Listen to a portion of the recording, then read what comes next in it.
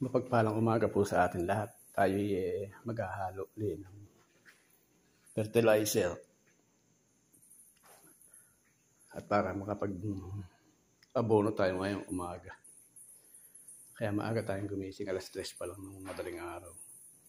Nagluto na rin para naka-ready na yung pang-tanghalian. Dire-diretso na. Si Papi natin. Ito dito tayo maghahalo. May abono natin ngayon.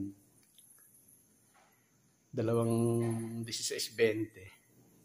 Isang urea na 4600. Tsaka complete rifle 14. Pare-pareha silang swear.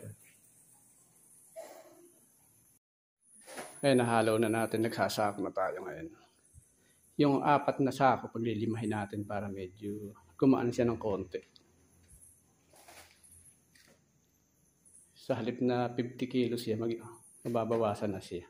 Hindi masyadong mabigat. Baka magiging tigpo 40 kilos na lang. Medyo okay nang buhatin. Ay, natapos na natin siyang haluin. Kakarga na natin yan.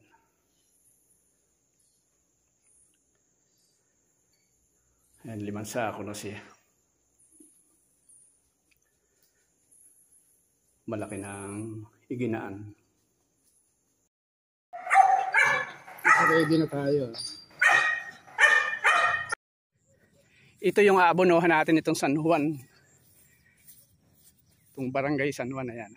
Papunta tayo dun sa bahayan. Nahakot na natin yung 3 sako.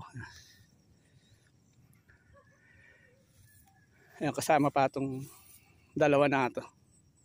Dito tayo mag-uumpisa, papuntang bahayan. Iniwan natin sa tricycle, ayun yung tricycle. Iniwan natin yung 2 doon. Doon naman natin dadalhin sa malapit sa bahayan. Doon na tayo dadaan sa Barangay Road. Uumpisa na tayo. Iinom muna tayo ng masarap na malamig na tubig. And susubuan natin siya ng by kahon, by pitak para madali nating matatansya. Para makakuha natin kung saan natin lalakasan o saan tayo mag-a-adjust kung ano ba parang kukulangin. Kaya by pitak titirahin natin.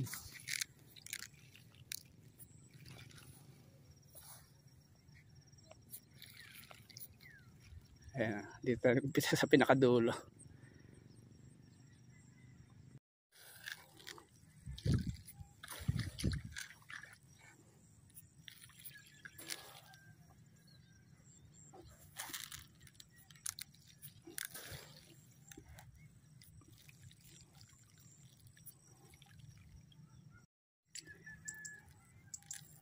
Saktong-sakto lang yung tubig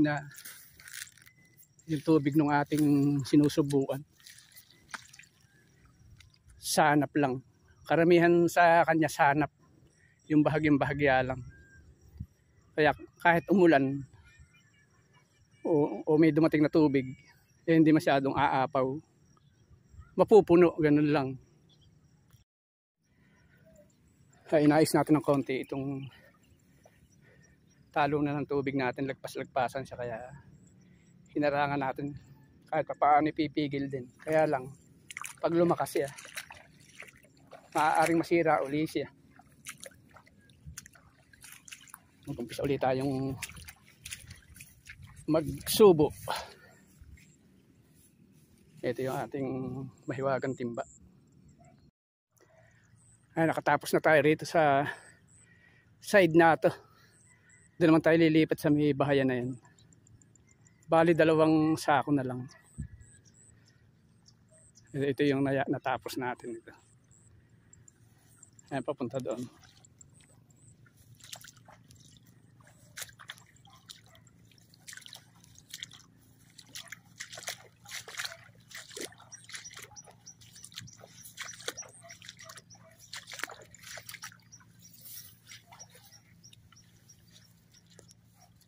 Matigas lang yung pagkalupa niya kasi oras na itanim siya.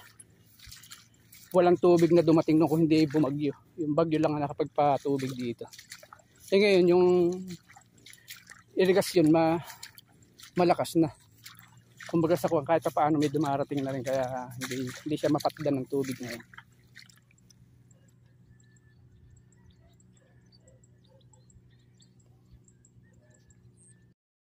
Kaya ito yung kagandahan nung hindi tumigas yung lupa. Parang may subo na siya. Kaya hindi na natin masyadong lalakasan dito. Mataba yung lupa. Pagka laging may tubig at malambot siya.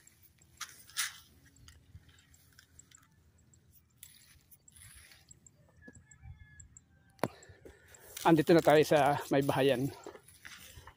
Dito lang tayo nag-umpisa sa pinaka mababang parte. Indo. Pero papunta na tayo dun sa may bahayan.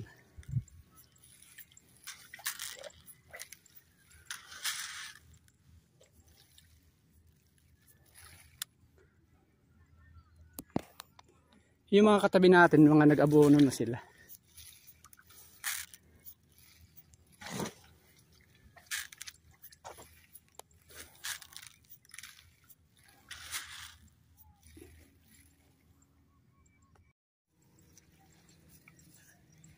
Merong tilapia na isa. Oh. Kaya iisa lang pero pawawalan na lang natin siya sa malalim na tubig. Dito natin siya pawawalan sa malalim na ito.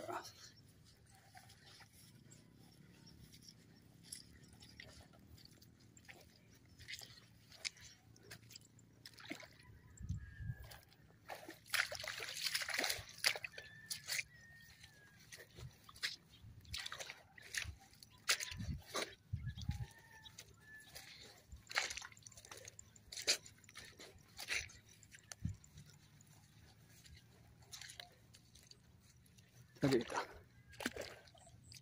Ayan.